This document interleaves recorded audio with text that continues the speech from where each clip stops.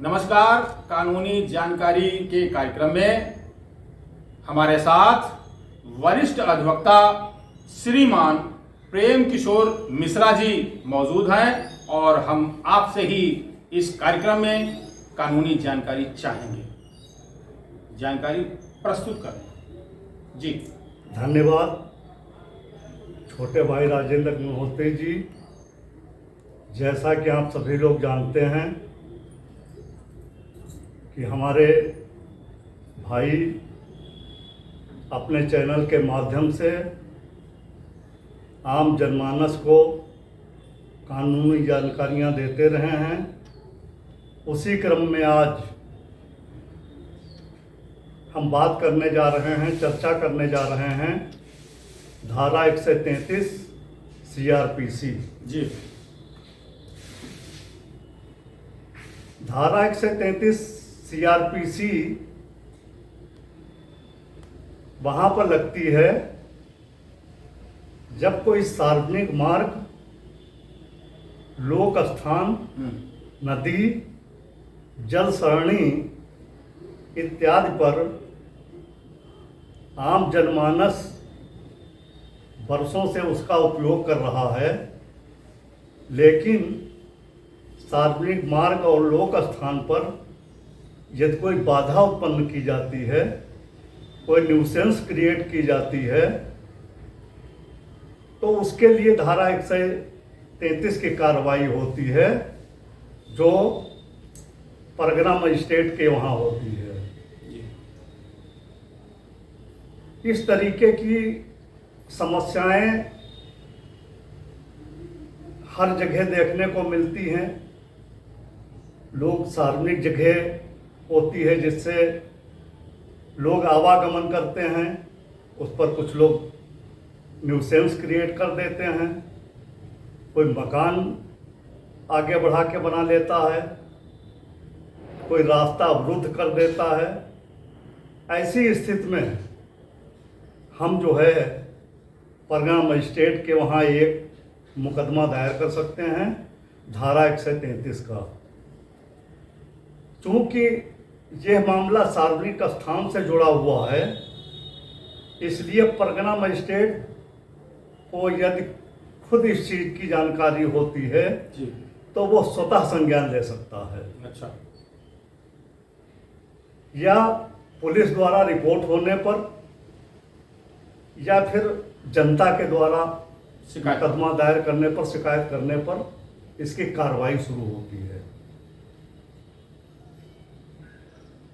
इसके लिए यदि आम जनमानस को कोई परेशानी है तो वो परगना मजिस्ट्रेट के वहाँ मुकदमा दायर कर सकता है। उसमें स्थान का पूरा ब्यौरा होना चाहिए। उस प्रार्थना पत्र पर परगना मजिस्ट्रेट संबंधित थाने से रिपोर्ट मंगाएगा। अगर वो चाहे तो अपनी एजेंसी तहसीलदार से भी रिपोर्ट मंगा सकता है। रिपोर्ट आने के बाद परगनाधिकारी संतुष्ट हो जाते हैं कि वास्तव में सार्वजनिक मार्ग पर न्यूसेंस क्रिएट किया गया है, बाधा उत्पन्न की गई है, तो परगना मजिस्ट्रेट धारा 133(1) के अंतर्गत उस पार्टी को प्रारंभिक आदेश जारी करता है जिसने सार्वजनिक मार्ग या लोक स्थान पर बाधा उत्पन्न की। उस नोटिस के जरिए उस व्यक्ति को हिदायत दी जाती है कि या तो आप उस बाधा को दूर करें जी। सड़क पर अगर कोई बाधा है तो उस बाधा का दूर करें, या कोई अवरोध है तो उसको तुरंत हटा लें, नहीं तो ये बलपूर्वक हटा दिया जाएगा। जी। धारा 133 बहुत व्यापक है और इसमें तमाम चीज़ें आती हैं। उदाहरण के तौर पर मैं बताऊं कि यदि नगर के अंदर कोई मकान ऐसा है, आबादी के अंदर कोई मकान ऐसा है जो पूरी तरीके से जर्जर हो गया है जी। और किसी भी समय वो जो है आंधी तूफान में गिर सकता है, जिससे आम जनता को काफ़ी नुकसान हो सकता है, तो इसकी प्रक्रिया भी जो है धारा 133 के अंतर्गत होगी। अब बाकायदा परगना मजिस्ट्रेट संज्ञान में लाने के बाद उस व्यक्ति से या संबंधित नगर पालिका से ये कहेगा कि इस बिल्डिंग को तुरंत तोड़वाया जाए। तो जहाँ पर आम जनमानस को परेशानी है, जी। किसी व्यक्ति द्वारा ऐसी बाधा या न्यूसेंस क्रिएट की जा रही है कि आम जनमानस को परेशानी हो रही है। जी। एक उदाहरण के तौर पर और बताता हूं कि आज अपने नगर में आप देखिए कि नगर की सड़कों पर लोग जनरेटर लगाए बैठे हैं। हाँ, वो अतिरिक्त अतिक्रमण। हाँ, जनरेटर लगा लिया। तो मैं उन सब लोगों से कहना चाहता हूं कि जिन लोगों के दुकान के सामने, मकान के आस पड़ोस में जनरेटर लगे हुए हैं, आप उसका मुकदमा धारा 133 के अंतर्गत कर सकते हैं। परगनाधिकारी महोदय के वहाँ दायर कर सकते हैं और ये बता सकते हैं कि इससे प्रदूषण फैल रहा है, धुआं उठ रहा है और ये आम जनमानस के स्वास्थ्य के लिए हानिकारक है। तो ऐसी तमाम सी चीज़ें हैं। अभी हाल ही में हमारे सामने एक मुकदमा 133 का आया, जी। जिसमें एक व्यक्ति ने परगना मजिस्ट्रेट के महोदय इस आशय का मुकदमा दायर किया था कि हमारे मकान के सामने फला व्यक्ति ने जी। गन्ना कोल्हू लगा रखा है। उस गन्ना कोल्हू से हमारे परिवार वालों को बहुत परेशानी है, उससे धुआं उठता है जो जहरीला होता है और सांस संबंधी रोग भी उत्पन्न होते हैं। उसमें दूसरी पार्टी हमारी तरफ से आई थी जिसके खिलाफ ये नोटिस जारी की गई थी। तो मैंने उनसे यही बताया कि देखिए ऐसा है कि कोल्हू तो आपको हटाना ही पड़ेगा, बिल्कुल उससे आप बच नहीं सकते हैं, नहीं बच सकते, क्योंकि आम जनमानस को उससे नुकसान हो रहा है, लोग बीमार हो रहे हैं। जी। अंत में उस पार्टी ने समझौता किया जी। और वहाँ से अपना कोल्हू हटा लिया और उसका एक सुलहनामा दाखिल कर दिया गया। जी। अब इस धारा का अगर देखें तो बहुत ही व्यापक क्षेत्र है। जी। इसका इस्तेमाल बहुत जगह हम लोग कर सकते हैं। हाँ। इसी तरीके से जैसे कोई सार्वजनिक कुआं है जी। जहां आम जनमानस जाया करता है, जी। चाहे वो पूजा में इस्तेमाल होता हो, चाहे पानी निकालने में इस्तेमाल होता हो। जी। आप देखते होंगे कई कुएं हैं जहां हमारे वहाँ पूजा होती है।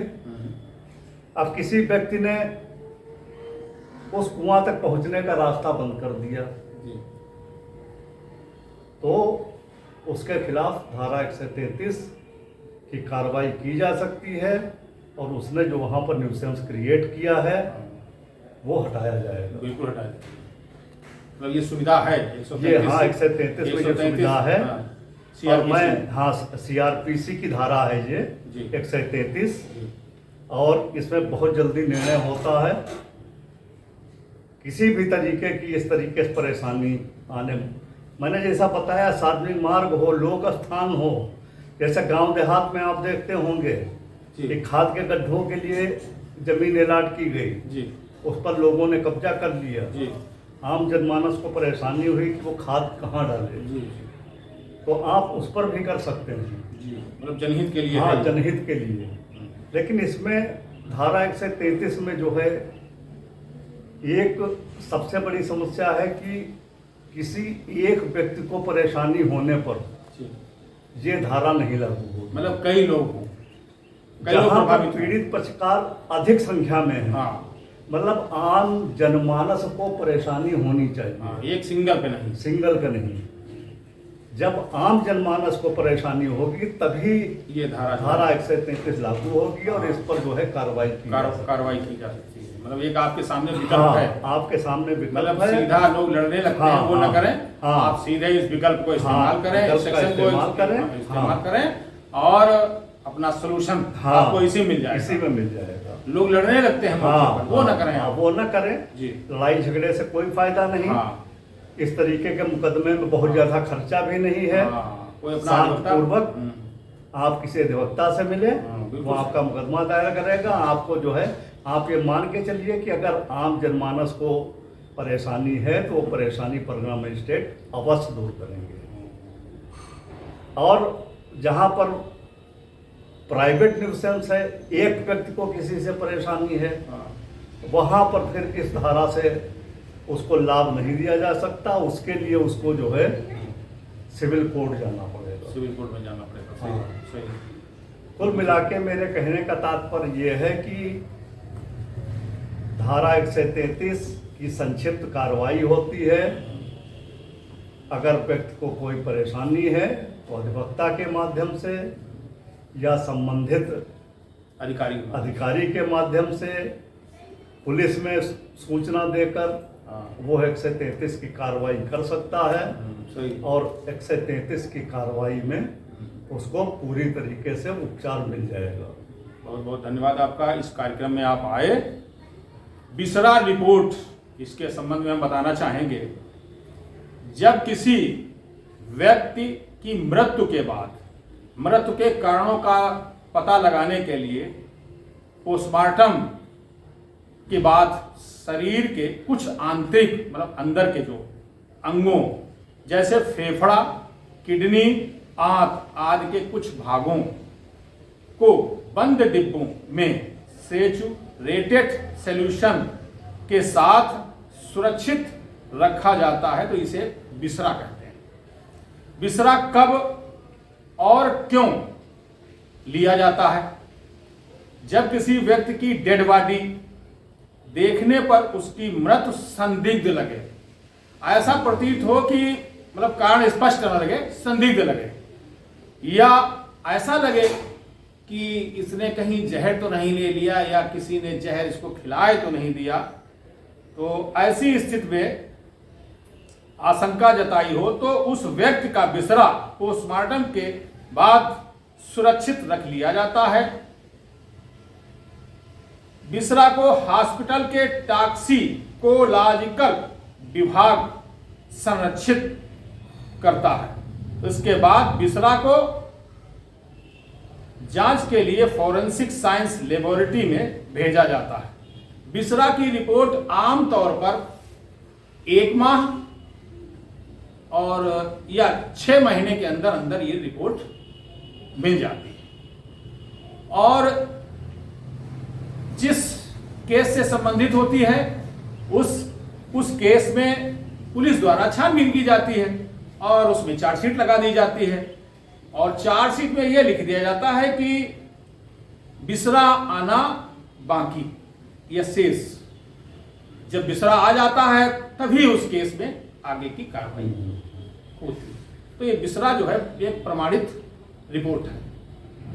तो आपका बहुत बहुत धन्यवाद इस कार्यक्रम में आए। भविष्य में भी इस कार्यक्रम में आवश्यकता अगर पड़ती है तो हम अपना निवेदन आप तक पहुंचाएंगे।